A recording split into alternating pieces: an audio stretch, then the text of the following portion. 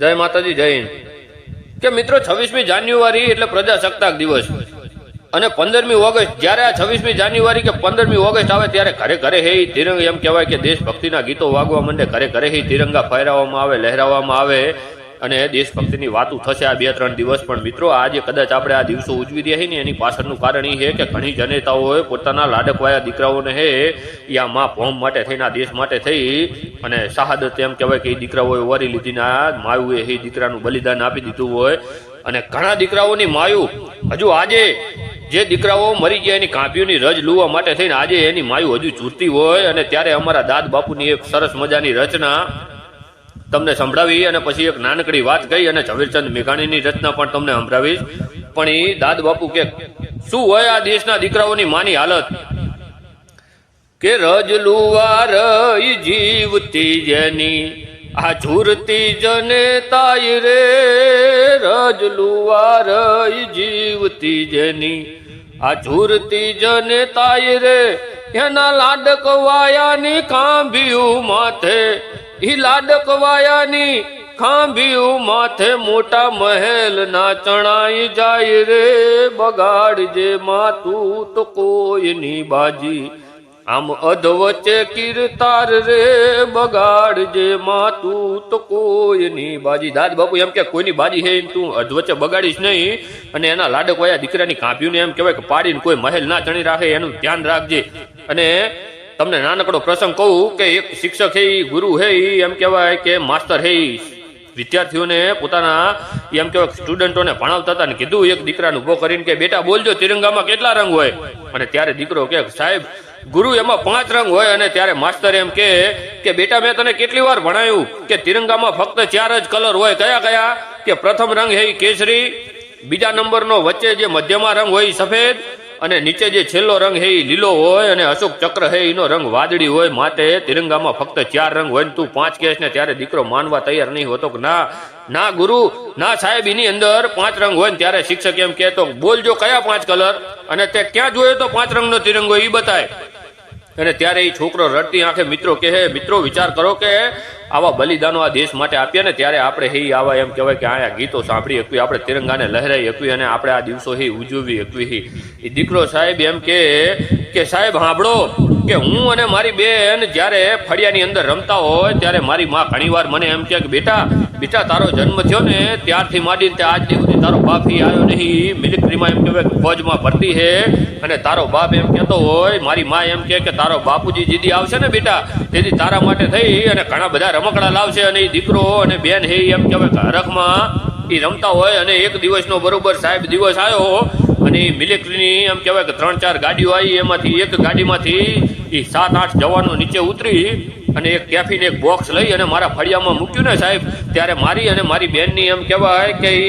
અહીંયામાં હરખ નતો માતો કે આજ બાપુજી આયા અને કહેતી હતી ને માં કે ઘણા બધા રમકડા લાવશે તો આજ લાયા લાગે છે ને ત્યારે મારી બેન અને મારી આંખું હે મારા બાપને ગોતતી હતી સાહેબ, પણ મારો બાપ ક્યાંય દેખાતો નતો।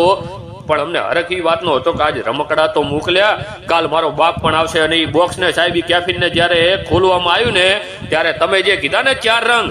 કે પ્રથમ રંગ કેસરી, બીજો સફેદ, ત્રીજા નંબરનો લીલો અને એ અશોક ચક્રનો વાદળી રંગ, એ તમારી વાત સાહેબ સાચી, પણ એમાં 5મો રંગ હતો ને એ મારા બાપની એમ કહેવાય કે એ શરીરમાં ગોળીઓ વાગી હતી ને એ લોહીનો રંગ હે એ તિરંગામાં પડી ગયો હતો। એને એટલે હું કહું કે એ લાલ રંગનો પણ મેં તિરંગો, અંદર લાલ રંગ ઉડેલો પણ મેં તિરંગો જોયો। એટલે સાહેબ હું એમ કહું કે મેં 5 રંગનો તિરંગો જોયો તો એ 5મો રંગ હે ને એ મારા બાપના લોહીનો સાહેબ હતો ને ત્યારે એના ગુરુના એમ કહેવાય કે એના શિક્ષકની આંખમાં આંસુ આવી ગયા અને એ દીકરાની એમ કહેવાય કે એ વેદના સાંભળી અને એનો શિક્ષક એ પણ એમ કહેવાય કે રહ આંવડે રોવા મંડાણો। આવા જ્યારે દીકરાઓના મોઢા પણ એમ કહેવાય કે બાપે નહીં જોયા અને બાપનું મોઢું એ દીકરાએ નહીં જોયું, આવી તા ગોળીઓ ખાઈ અને લાશુ કરે આવી છે ને મિત્રો, ત્યારે આપણે આ દિવસો ઉજવી શકવી। અને અમારા ઝવેરચંદ મેઘાણીની એક ઝવેરચંદ કાલિદાસ મેઘાણીની એમ કહેવાય કે એક રચના લખાતી હોય કે રક્ત ટપકતી 100 જોડી